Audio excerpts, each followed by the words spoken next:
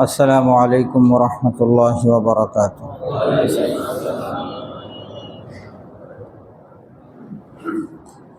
الحمد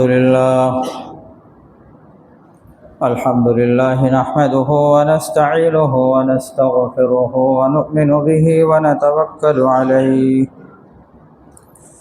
ونعوذ بالله من شرور أنفسنا ومن سيئات أعمالنا. من يهده الله فلا مضل له ومن يضلله فلا هادي له، وأشهد أن لا إله إلا الله وحده لا شريك له، وأشهد أن محمدا عبده ورسوله صلى الله عليه وعلى آله وصحبه وسلم تسليما. أما بعد فأعوذ بالله من الشيطان الرجيم. بسم الله الرحمن الرحيم. ورضوان من الله أكبر، ذلك هو الفوز العظيم. وقال النبي صلى الله عليه وسلم: ألا أدلكم على ما يمحو الله به الخطايا ويرفع به الدرجات؟ قالوا بلى يا رسول الله.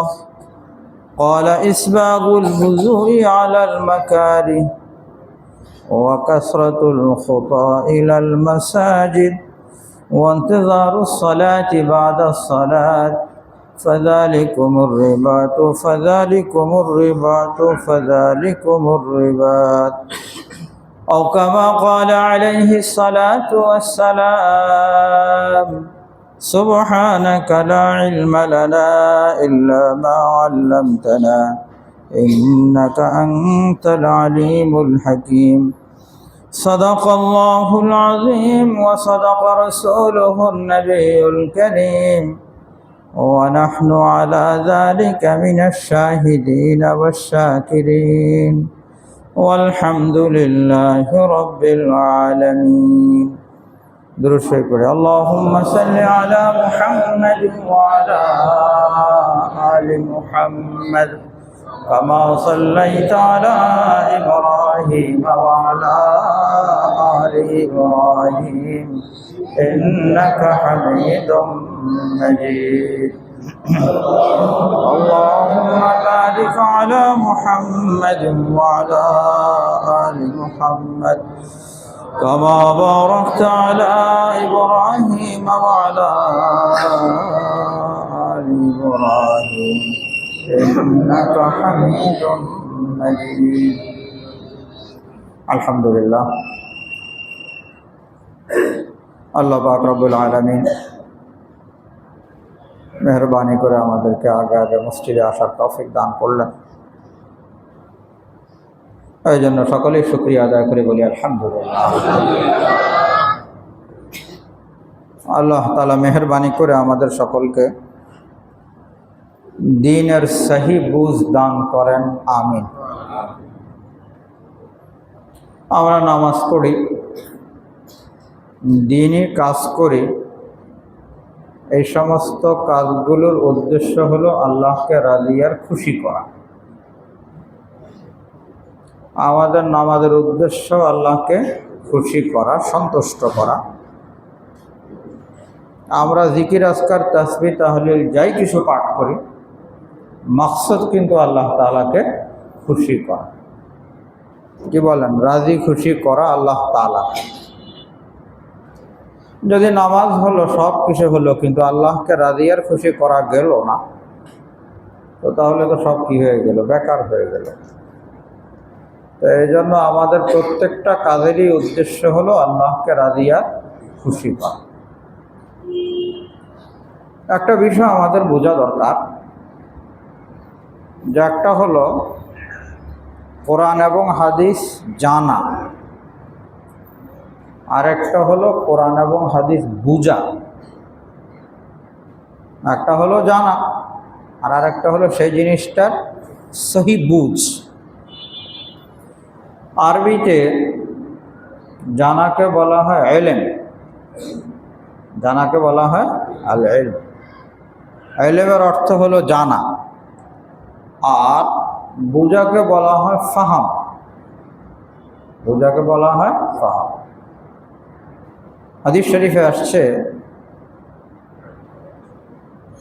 রাসূল আকরাম সাল্লাল্লাহু আলাইহি ওয়াসাল্লাম বলেন, মান ইউরিদিল্লাহু বিহি খায়রান ইউফাক্কিহু ফিদ্দীন। আল্লাহ তাআলা যার কল্যাণ চান, ভালাই চান, আল্লাহ তাআলা তাকে দ্বীনের বুঝ দান করেন। একটা হলো দ্বীন সম্পর্কে জানা, আর আরেকটা হলো দ্বীন বুঝা। একজন মানুষ যখন দ্বীনটা সহিভাবে বুঝবে তখন তার আমলের তৌফিক হবে। আর যদি সহি বুঝ না থাকে তাহলে ক্ষেত্র বিশেষ এমনও হতে পারে যে জানার কারণে সে গোমরাহ হবে, জানার কারণে গোমরাহ হইতে পারে। জানা তো লাগবেই, আর বাকি জানার পরে বিষয়টা কি করা লাগবে, বুঝাও লাগবে। এই জন্য আমরা অনেক সময় বলি যে আল্লাহ তাআলা আমাদেরকে সহি বুঝ দান করেন। কি বলি? সহি বুঝ দান করেন। রব্বুল আলামিন আল্লাহ তাআলা আমাদের সকলকে সহি বুঝার তৌফিক দান করেন, আমিন। হযরত আব্দুল্লাহ ইবনে ওমর রাদিয়াল্লাহু তাআলা আনহু, জলিলুল কদর সাহাবী, বড় সাহাবী, ওনার এক ঘটনা আছে। আর রাসূল আকরাম সাল্লাল্লাহু আলাইহি ওয়াসাল্লাম দুনিয়া থেকে চলে গেছেন। হযরত আবু বকর সিদ্দিক রাদিয়াল্লাহু তাআলা আনহু, হযরত ওমর রাদিয়াল্লাহু তাআলা আনহু, ওনারাও দুনিয়া থেকে চলে গেছেন। এবং তৃতীয় খলিফা হযরত ওসমান রাদিয়াল্লাহু তাআলা আনহু, ওনারও শাহাদাত হয়ে গেছে। এর পরের ঘটনা, হযরত আব্দুল্লাহ ইবনে ওমর রাদিয়াল্লাহু তাআলা আনহু মসজিদে নববীতে বসা। মিশর থেকে এক লোক আসছে, হজ করার জন্য আসছে। সেই সুবাদে আব্দুল্লাহ ইবনে ওমর রাদিয়াল্লাহু তাআলা আনহুর সাথে সাক্ষাৎ। তো এক জায়গায় দেখে যে অনেক লোক বসা। তো মিশরি ওই লোকটা জিজ্ঞাসা করেছে, সহিহ বুখারী শরীফে বর্ণিত হয়েছে এগুলো, যারা কারা, এখানে অনেক লোক বসা। তো লোকজন বলল, এরা কুরাইশি সাহাবায়ে কেরাম, কুরাইশের সাহাবায়ে কেরাম। তো ওই লোক জিজ্ঞাসা করলো, এই যে মুরব্বীকে দেখা যায়, উনি কে? তো যাকে জিজ্ঞাসা করেছে সে বলল, উনি আব্দুল্লাহ ইবনে ওমর, ওমর ইবনুল খাত্তাব রাদিয়াল্লাহু তাআলা আনহুর ছেলে আব্দুল্লাহ। তো ওই লোক আগে বেড়ে গেছে, আগে বেড়ে আব্দুল্লাহ ইবনে ওমর রাদিয়াল্লাহু তাআলা আনহুকে সালাম দিল। সালাম দেওয়ার পরে বলতেছে যে আপনাকে আমি কিছু কথা জিজ্ঞাসা করব,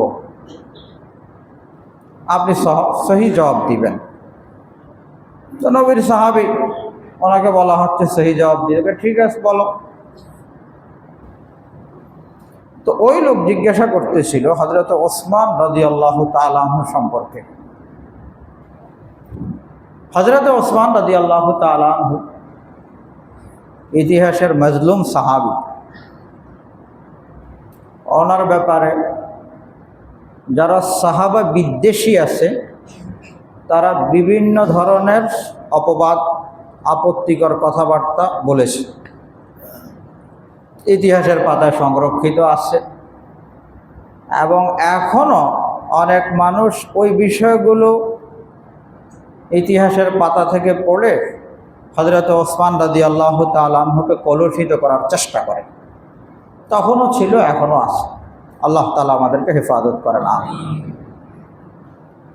হযরত ওসমান রাদিয়াল্লাহু তাআলা আনহু, তো ওনার একটা উপাধি আছে, উপাধি হলো জিন্নুরাইন। ওনাকে বলা হয় দুই নূরওয়ালা সাহাবী। কয় নূর? দুই নূর। ওসমান রাদিয়াল্লাহু তাআলা আনহু আর রাসূল আকরাম সাল্লাল্লাহু আলাইহি ওয়াসাল্লামের দুই মেয়ের জামাতা। প্রথম মেয়ের বিবাহ শাদীর পরে যখন ওনার ইন্তেকাল হয়ে গেছে, নবীজি সাল্লাল্লাহু আলাইহি ওয়াসাল্লাম দ্বিতীয় এবং তৃতীয় মেয়ে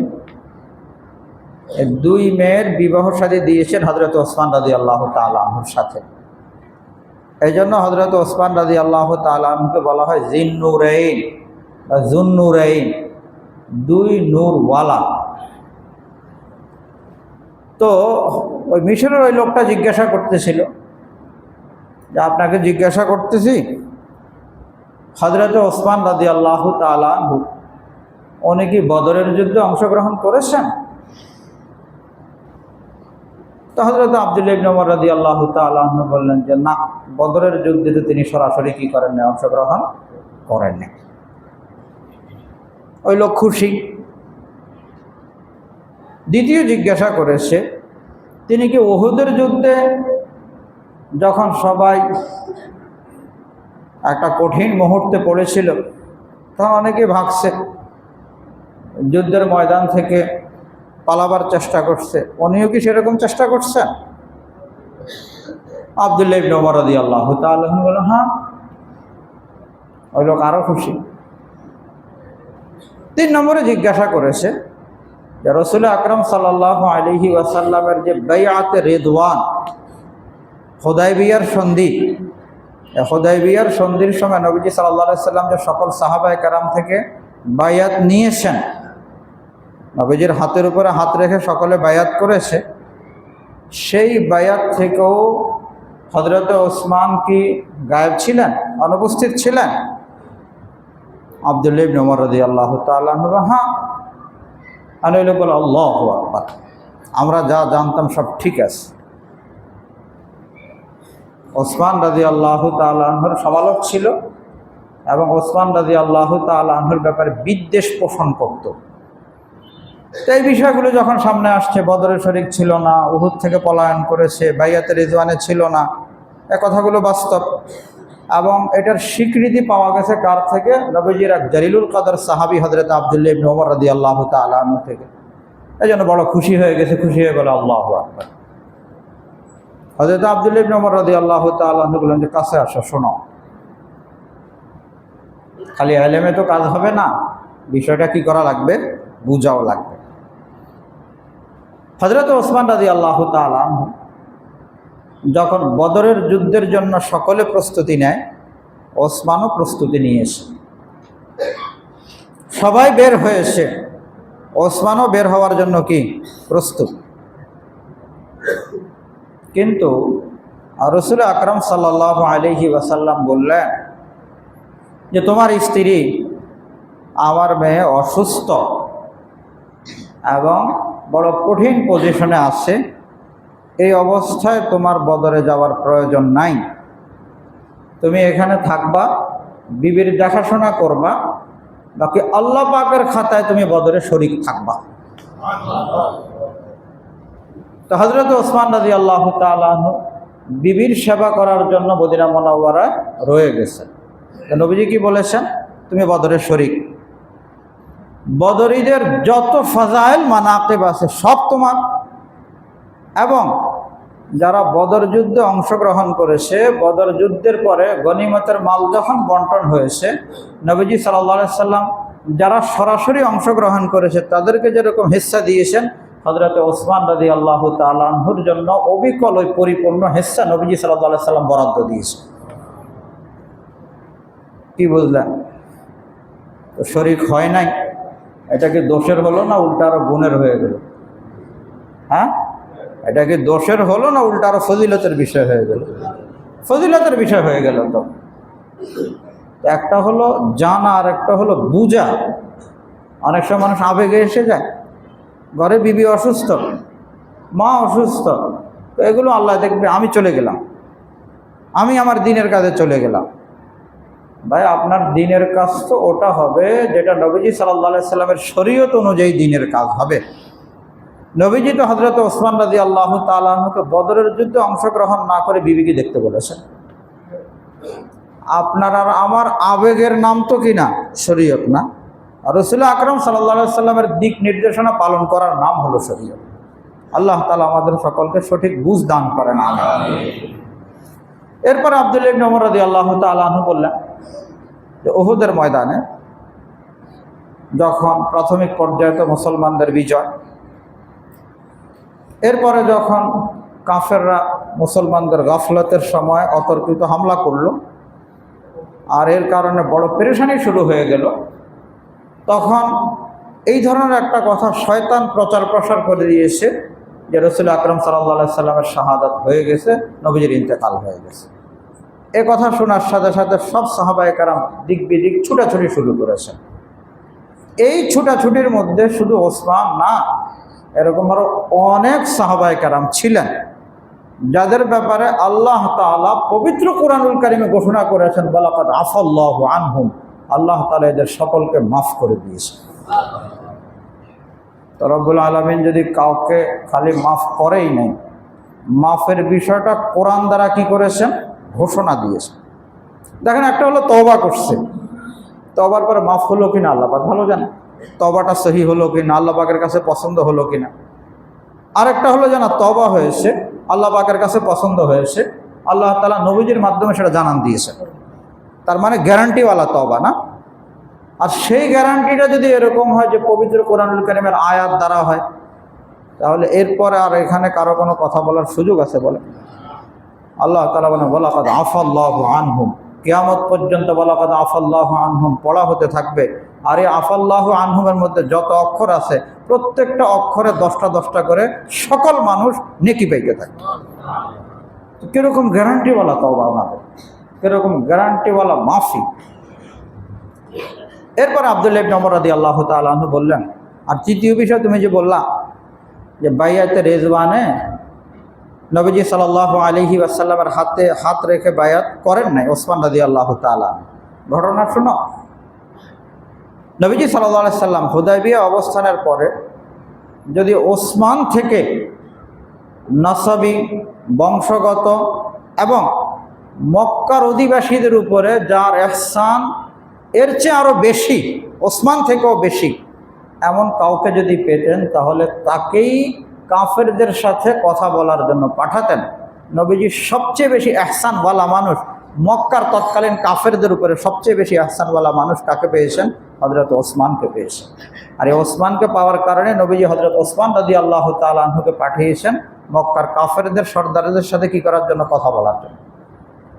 ঘটনা তো প্রসিদ্ধ, সেখানে উনি গেছেন মুযাকারা করার জন্য, কথা বলার জন্য। এর মধ্যে কে বা কারা প্রসিদ্ধ করে দিয়েছে যে ওসমানকে হত্যা করা হয়েছে। তখন নবীজি সাল্লাল্লাহু আলাইহি ওয়াসাল্লাম বায়াত নিয়েছেন সকলের থেকে, হ্যাঁ সকলে আমার হাতে হাত রেখে বায়াত করো, যতক্ষণ পর্যন্ত আমরা এর প্রতিশোধ না নিব ততক্ষণ পর্যন্ত আমরা এখান থেকে যাব। এই তো বায়াতের রিজওয়ান, যে বায়াতের উপরে আল্লাহ পাক রব্বুল আলামিন ঘোষণা করেছেন যে যারা বায়াত করেছে আল্লাহ তাআলা সকলের উপরে সন্তুষ্ট, আর রব্বুল আলামিন সকলের উপরে সন্তুষ্ট। নবীজি সাল্লাল্লাহু আলাইহি ওয়াসাল্লাম হাত রেখেছেন, সাহাবায়ে কেরাম হাত রেখেছেন। সকলের হাত রাখা যখন শেষ হয়েছে, নবীজি ডান হাত উপরে রেখেছেন, ডান হাত উপরে রেখে বলেছেন এই হাত ওসমানের, এই হাত ওসমানের পক্ষ থেকে, এই হাত ওসমানের পক্ষ থেকে, ওসমানও বায়াত করছে আমার হাতে হাত রেখে, তার পক্ষ থেকে আমি হাত রাখলাম, এই হলো ওসমান। এখন ওই মিশরের ওই লোকটারে বলল, যাও এবার যাও, এবার যাও, তুমি যে একটু আগে আল্লাহু আকবার বলেছ, এবার যাও।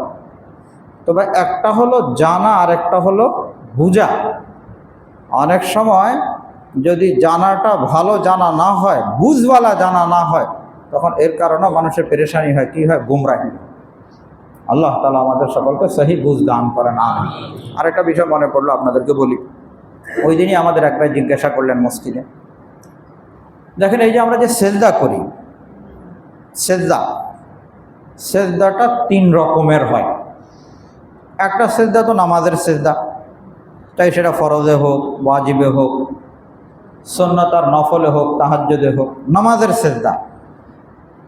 নামাজের সেজদার মধ্যে, ফরজের মধ্যে তো সাধারণত আমরা কি সুবহান রাব্বিয়াল আলা এটাই পড়ি। জামাতের সাথে পড়লে তো এখানে নবীজি সাল্লাল্লাহু আলাইহি সাল্লাম সাধারণত যে 3 বার 5 বার এভাবেই পড়তেন। কিন্তু কেউ যদি নফল নামাজ পড়ে, তো নফলের ক্ষেত্রে সে সুবহান রাব্বিয়াল আলা পড়েছে, এরপরে তার ইচ্ছা, তার মন চায় কোনো দোয়া করতে, সে রব্বানা আতিনা ফিদ দুনিয়া হাসানা পড়তেছে, অন্য কোনো দোয়া পড়তেছে, কোনো সমস্যা নেই। নামাজের সেজদার মধ্যে কি করা যায়? দোয়া করা যায়। তবে শর্ত আছে, বাংলায় হবে না, বাংলায় হবে না। আর দ্বিতীয় হলো ওই দোয়াটা যেন দোয়া হয়, দোয়া যেন মানুষের কথার মতো যেন না হয়ে যায়। কারণ নামাজের মধ্যে যদি মানুষের কথার মতো হয়ে যায় তখন সেই নামাজ নষ্ট হয়ে যায়। তো এই জন্য মানুষের কথার মতো যেন না হয়ে যায় সেদিকে লক্ষ্য রাখতে হবে। আর বিষয়টা আরবিতে হওয়া চাই, কারণ আরবিতে না হয়ে যদি অন্য কোনো ভাষায় হয় তখন সেটাকে ওলামায়ে কেরাম মাকরুহে তাহরিমি বলেন, মাকরুহে তাহরিমি বলেন। তো কোনো ব্যক্তি দোয়া করলো, এক্ষেত্রে ভালো হয় নবীজি সাল্লাল্লাহু আলাইহি সাল্লাম আমাদেরকে যে সমস্ত দোয়া শিখিয়েছেন সেই সমস্ত দোয়া করা। কোরআনে বর্ণিত দোয়া বা হাদিসে বর্ণিত যে সমস্ত দোয়া আছে সেগুলো করা যায়, কোনো সমস্যা নেই। তাহাজ্জুদের মধ্যে কেউ কী করলো, লম্বা দোয়া করতেছে সিজদার মধ্যে, কোনো সমস্যা নেই, ভালো। সিজদার মধ্যে যে দোয়াগুলো হয় আল্লাহ তাআলা বেশি কবুল করেন। ফরজের মধ্যে কেউ একাকী পড়ছে, দোয়া করছে, তাতেও সমস্যা নেই। কিন্তু আগে কি হওয়া চাই ফরজের মধ্যে? স্বাভাবিক নিয়ম যেটা সুবহান রাব্বিয়াল আলা, সেটা হওয়া চাই। এটা হলো নামাজের সিজদার কথা বললাম। নামাজের সিজদা ছাড়া আরেক রকমের সিজদা আছে যেটাকে আমরা কি বলি, সিজদায়ে তিলাওয়াত। পবিত্র কোরআনুল কারীমে যে সমস্ত সিজদার আয়াতগুলো আছে, এই সিজদার আয়াত পড়লেও কি করা লাগে? সিজদা দেওয়া লাগে। তো এই সিজদার আয়াতগুলো পড়ার পরে যে আমরা যে সিজদা করি এর মধ্যে সুবহান রাব্বিয়াল আলা বলেন, হাদিস শরীফের মধ্যে লম্বা আরও অনেক দোয়া আছে, সেগুলোও করা যায়, কোনো অসুবিধা নেই। তো নামাজের সিজদা তো ফরজ, আমাদের সিজদা ফরজ, আর তিলাওয়াতের সিজদা ওয়াজিব, তিলাওয়াতের সিজদা ওয়াজিব। আর আরেকটা সিজদা আছে যেটাকে বলা হয় শুকরানা সিজদা, শুকর আদায় করা সিজদা। নবীজি সাল্লাল্লাহু আলাইহি ওয়াসাল্লাম থেকে প্রমাণিত আছে যে কোনো খুশির সংবাদ, এই ধরনের কোনো ভালো জিনিস নবীজি সাল্লাল্লাহু আলাইহি ওয়াসাল্লাম পেয়েছেন বা কোনো সাহাবীর সামনে আসছে, ফাখাররা সাজিদান, সাথে সাথে কী করেছেন? সিজদায় লুটিয়ে পড়েছেন। অনেক সময় ভালো আসলে মানুষের মধ্যে অহংকার আসে, কিন্তু সাথে সাথে যখন সিজদার মাধ্যমে শুকর হবে তখন সেই অহংকারটা কি হয়ে যাবে? দূর হয়ে যাবে। তো এই জন্য শুকর আদায় করার সিজদাও আছে। যেমন এক হাদিস শরীফে আসছে যে নবীজি সাল্লাল্লাহু আলাইহি ওয়াসাল্লাম এক লোককে দেখলেন একেবারে খাটো, বিভিন্ন সমস্যাওয়ালা। তো নবীজি এটা দেখে ফাখাররা সাজিদান, সাথে সাথে সিজদায় পড়েছেন যে আল্লাহ তাআলা কত ভালো বানিয়েছেন, সুস্থ বানিয়েছেন, কত চমৎকার বানিয়েছেন, আকৃতি কত চমৎকার দিয়েছেন, কোনো ধরনের দোষ নাই, ত্রুটি নেই। এই কারণে নবীজি কি শুকরিয়াতান কি করেছেন? সিজদা করেছেন। এই সিজদাটা জায়েজ আছে, এই সিজদাও কি আছে? জায়েজ আছে। শুকর আদায় করণার্থে সিজদা করা, শুধু সিজদা। তবে অবশ্যই ওযু লাগবে। ওযু ছাড়া কি সিজদা করা যায়? ওযু নাই উনি সিজদা করছে, লা হাওলা ওয়ালা কুওয়াতা ইল্লা বিল্লাহ। ওযু তো অবশ্যই লাগবে, ওযুর সাথে সিজদা হওয়া লাগবে। তবে অনেক ওলামায়ে কেরাম বলেন যে কারো যদি কিনা শুকরের বিষয় হয় তাহলে শুধু একটা সিজদা না করে যদি 2 রাকাত নফল নামাজ পড়ে, শুকরিয়া নফল নামাজ, তাহলে আরও ভালো। কি বলেন? ভালো না? সিজদা করলে একটা করবে, আর 2 রাকাত যদি নফল নামাজ পড়ে তাহলে তো সিজদা হবে কয়টা? অন্তত 4টা হবে। যদি নফল নামাজ পড়ে শুকরিয়া 2 রাকাত সালাত আদায় করলো তাহলে আরও ভালো হয়। বাকি শুধু একটা সিজদা দিল, এটা তো সমস্যা নাই, দিতে পারবে। এটার মধ্যে সে দোয়া করলো, কোনো সমস্যা নেই। ওযু লাগবে। এই 3 রকমের সিজদা হলো, একটা ফরজ, আরেকটা ওয়াজিব, আরেকটা মুস্তাহাব বা জায়েজ বলেন। চতুর্থ এক প্রকারের সিজদা মানুষ বের করেছে, যে সেটা হইল কারো মন চাইলো তো উনি সিজদায় চলে গেল, এখন সিজদায় গিয়ে দোয়া করতেছে, শুধু দোয়া করার জন্য সিজদা, না শুকর, না তিলাওয়াতের, না নামাজের, শুধু দোয়ার জন্য কোথায় চলে গেছে? সিজদায় চলে গেছে। এটাকে বলা হয় সিজদাতুল মুনাজাত অথবা সিজদাতুল দোয়া। এই যে এই সিজদাটাও সমাজে কেউ কেউ করে। এই সিজদা নবীজি সাল্লাল্লাহু আলাইহি ওয়াসাল্লাম থেকে প্রমাণিত নাই, এবং কোনো সাহাবায়ে কেরাম যে শুধু দোয়া করার জন্য সিজদায় চলে গেছেন এমনটা প্রমাণিত নেই। কথা বুঝতেছেন?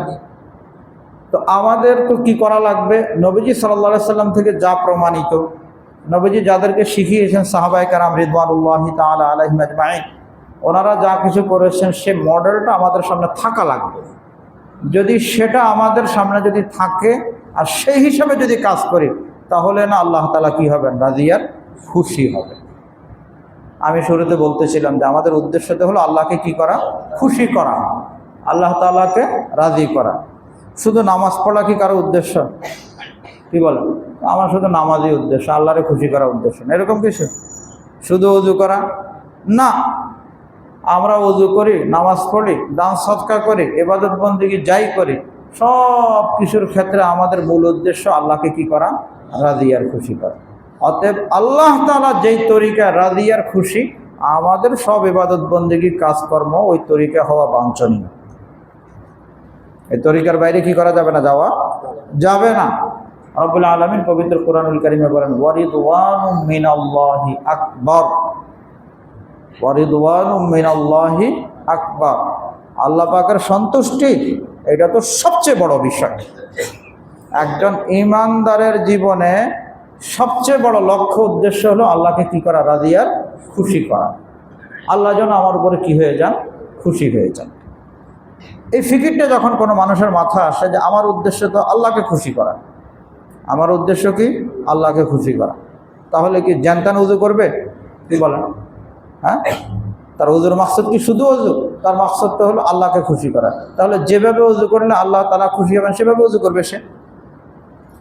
নামাজ দ্বারা তার উদ্দেশ্য আল্লাহকে খুশি করা, তাহলে যেভাবে নামাজ পড়লে আল্লাহ তাআলা খুশি হবেন সেভাবে পড়বে। দায় সারা বাবের নামাজে কি আল্লাহ তাআলা খুশি হবেন? হ্যাঁ, ধরেন কোনো মানুষ হজ করলো, হজের উদ্দেশ্য কি হবে? হজের উদ্দেশ্য কি হবে? আল্লাহকে খুশি করা না? হ্যাঁ, নাকি হজের উদ্দেশ্য হবে যে ওখানে গিয়ে সেলফি উঠানো, ফটো উঠানো, আর ফেসবুকে লোড করা, আপলোড করা, এটা উদ্দেশ্য? হজ ওমরার উদ্দেশ্য তো আল্লাহকে কি করা? খুশি করা। তো যেভাবে হজ ওমরা করলে আল্লাহ তাআলা খুশি হবেন সেভাবেই তো সে করবে না? যে কোনো কাজ সে যখন করবে তখন তার মাথায় থাকবে যে আমার উদ্দেশ্য হলো, আমার জীবনের মূল টার্গেট আল্লাহ তাআলাকে কি করা? খুশি করা। ওয়াল্লাযীনা আমানু আশাদ্দু হুব্বাল লিল্লাহ, যারা সত্যিকার অর্থের ঈমানদার তারা তো আল্লাহ তাআলাকে অনেক বেশি মহব্বত করে। আর যদি দিলের মধ্যে সত্যিই যদি আল্লাহ পাকের মহব্বত থাকে, তাহলে আমি যারা মহব্বত করি তাকে কি আমি নারাজ করবো? বলেন। আমি তো চেষ্টা করবো প্রত্যেকটা কাজ এমনভাবে করতে যেভাবে করলে তিনি রাজি আর কি হন? খুশি হন। দুনিয়া থেকেও কারোর সাথে কি হয়ে গেছে? সম্পর্ক হয়ে গেছে, মহব্বতের সম্পর্ক। তখন সে কি এটা করে যে আমি এমন কাজ করলাম যাতে সে নারাজ হয়ে যায়, আমার থেকে বিমুখ হয়ে যায়? এটা কেউ করবে? দুনিয়ার ওই লোকটা এমন যে কখনো সে দেখে, কখনো দেখে না, তখন সেক্ষেত্রে আতঙ্কে থাকে। দেখলে তো করবেই না, তার মন চাহিদার বিপরীত কোনো কাজ করবেই না। আর যদি কিনা না দেখে তাহলেও চেষ্টা করবে যেন সে কোনোভাবে না শোনে। কিন্তু আমরা যারা আল্লাহ তাআলা সত্যিকার অর্থে বান্দা, আমরা যা কিছু করি এটা কি আল্লাহ তাআলা থেকে কোনো জিনিস কি গোপন থাকে? বলে সব না আল্লাহ তাআলার সামনে। তো সব যদি আল্লাহ তাআলার সামনে হয়, তাহলে সর্বক্ষেত্রেই আমার মাকসাদ আর আমার উদ্দেশ্য হলো যে আল্লাহ যেন আমার এই কাজের উপরে কি হয়ে যান? খুশি হয়ে যান। রব্বুল আলামিন যেন কি হন? খুশি হন প্রত্যেকটা কাজের ক্ষেত্রে। এই যে আমরা যে দান সদকা করি, কামাই রোজগার করি, এই কামাই রোজগারের পরে যে ব্যয় করি, এই ব্যয়ের ক্ষেত্রে কি উদ্দেশ্য হবে বলেন? আমি আমার সন্তানকে খাওয়াবো, কেন খাওয়াবো? সন্তানকে এই জন্য খাওয়াবো যে সন্তানকে খাওয়াইলে যেন আল্লাহ খুশি হয়। সন্তানকে টাকা দিবে এই জন্য যাতে আল্লাহ খুশি হয়। এখন সন্তান যদি এমন কোনো কাজের জন্য চায় যে কাজের জন্য আল্লাহ নারাজ, সেটা করা যাবে? যে আজকে সকালে আমি বলতেছিলাম যে সদকায়ে জারিয়া, মানুষ ইন্তেকাল করবে, ইন্তেকালের পরও তার আমল নামায় সওয়াব যাইতে থাকবে চলমান, সেটাকেই তো কি বলা হয়? সাদাকায়ে জারিয়া বলা হয়, যে চলমান সদকা। এই সাদাকায়ে জারিয়া নবীজি সাল্লাল্লাহু আলাইহি ওয়াসাল্লাম এক হাদিসে তিনটার কথা বলেছেন। এই তিনটার মধ্যে অন্যতম হলো ওয়ালাদুন সালিহুন, নেক সন্তান, দিনদার সন্তান। কোনো ব্যক্তি যদি দিনদার সন্তান রেখে যেতে পারে, তাহলে ওই দিনদার সন্তান মা বাবার জন্য কি হয়? সদকায়ে জারিয়া হয়। তো একজন মানুষ সন্তানকে দিনদার বানানোর জন্য কি করে এসেছে? টাকা পয়সা খরচ করছে, ইনশাআল্লাহ এটি সব সদকায়ে জারিয়াতে লাগবে। কিন্তু দিনদার না, এ বিষয়ে কোনো টার্গেটই নেই, ফিকিরই নেই। সন্তান কোন দিকে যাচ্ছে, কি হচ্ছে, কোনো খবরই নেই। আর সে খরচ করছে, তাহলে সেটা সদকা জারিয়া হলো?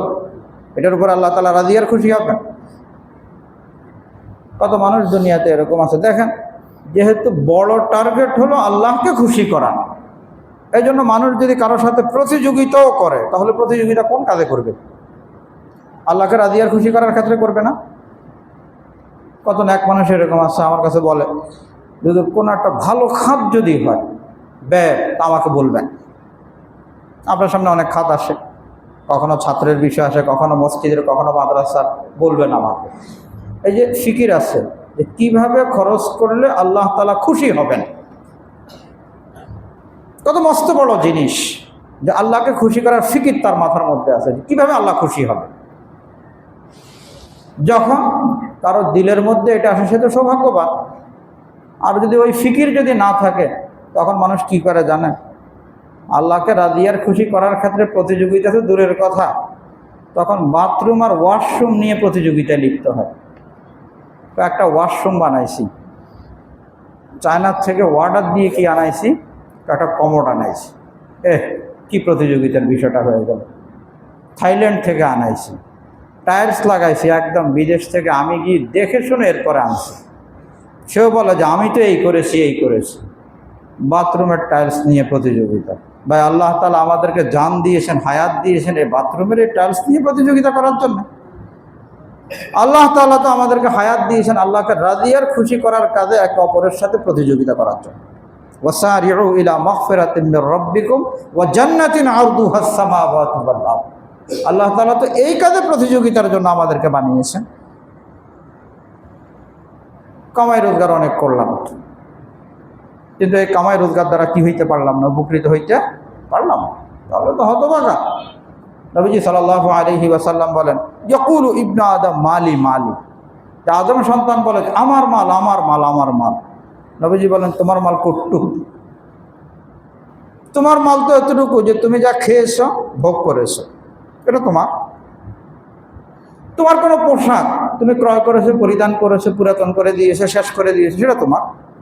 এরপরে নবীজি বলেন, আও তাসাদ্দাকতা ফাআমযাইতা, অথবা সদকা করে তুমি আখিরাতের জন্য কি করেছো, জমা করেছো। এই তিন জিনিস তোমার।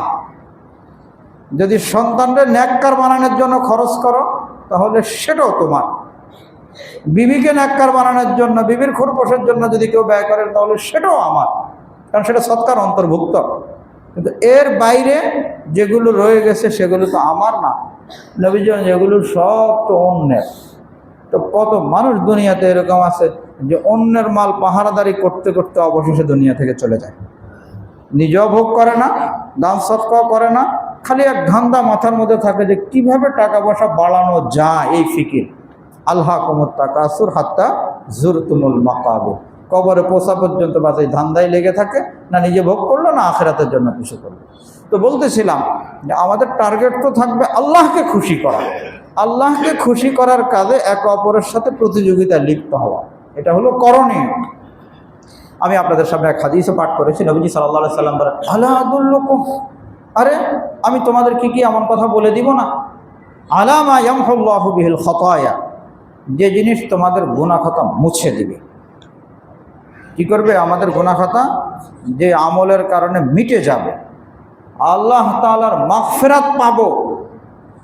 নবীজি বলতেছেন, যেমন জিনিস কি তোমাদেরকে বলে দিব না? কি বলেন, জরুরি না শোনা আমাদের জন্য? আলা আদুল্লুকুম আলা মা ইয়ামহুল্লাহু বিহিল খাতায়া ওয়া ইয়ারফাউ বিহিদ দারাজাত, তোমাদের মর্যাদা বুলন্দ হবে। আলু বালা, যেখানে সাহাবায়ে কেরাম নবীজি সাল্লাল্লাহু আলাইহি সাল্লামের প্রত্যেকটা অক্ষর পালন করার জন্য প্রস্তুত, সেখানে নবীজি যদি বলে যে বলে দিব না তোমাদেরকে, সাহাবায়ে কেরাম কি বলবেন? অবশ্যই বলুন, ইয়া রাসূলুল্লাহ, আমরা তো জীবন উৎসর্গ করার জন্য প্রস্তুত। তখন নবীজি তিনটা আমলের কথা বলেন। এই হাদিসে তিন কথা বললেন। প্রথম বলেন ইসবাগুল বুজুই আলাল মাকারে, যখন ওযু করাটা কষ্টকর তখনও ভালোভাবে ওযু করা, কারণ আমাদের ওযুর মাকসাদ আল্লাহকে কি করা? খুশি করা। তো ভালোভাবে ওযু করলে আল্লাহ তাআলা খুশি হন, আর দায় সারাভাবে ওযু করলে আল্লাহ তাআলা কি হন না? খুশি হন না। তো নবীজি বলেন যে কোনো ব্যক্তি যদি কষ্টকর হওয়া সত্ত্বেও ভালোভাবে ওযু করে, তখন তার কি হয়? অতীতের গুনাহ খাতা আল্লাহ তাআলা মাফ করে দেন। এখন ওযু করা কষ্টকর কখন? শীতকালে। শীতকালে উযু করতে কষ্ট লাগে, বিশেষ করে কখন? ফজরের সময়। ফজরের সময় উযু করতে কষ্ট লাগে। হ্যাঁ, বাকি শরীয়ত এটা বলে না যে কারো উদাহরণস্বরূপ গিজার লাগানো আছে, গরম পানির ব্যবস্থা আছে। এখন এই গরম পানির ব্যবস্থা থাকা সত্ত্বেও উনি কষ্ট করে কী করে? ঠান্ডা পানি দ্বারা উযু করে। শরীয়ত এটা বলে না। শরীয়ত বলে ভালোভাবে উযু করো। যদি কারো ব্যবস্থা না থাকে ঠান্ডা পানি, তাহলে ঠান্ডা পানি দিয়ে কষ্ট করে আল্লাহকে রাজি আর খুশি করো।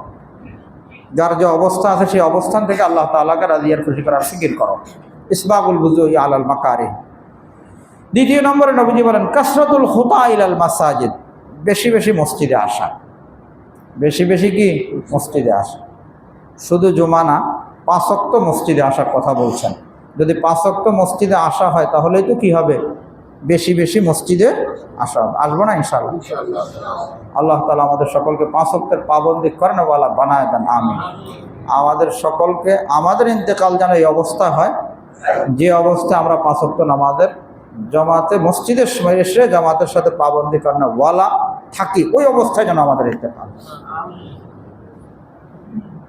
এখন যে কোনো মুহূর্তে যে কারো ইন্তেকাল হইতে পারে, তার অর্থ হলো এখন থেকে প্রস্তুতি নেওয়া দরকার যে 5 ওয়াক্ত নামাজের কি করা দরকার? পাবন্দি করা দরকার। আল্লাহ পাকের কাছে তো যাওয়া লাগবে। তো রব্বুল আলামিনের কাছে কি এমন অবস্থা যাব যে আমার আগের নামাজটাও কাজা, পরের নামাজটাও কাজা, হ্যাঁ, ওটাও জমাত ছাড়া, ওটার উযু ঠিক নেই।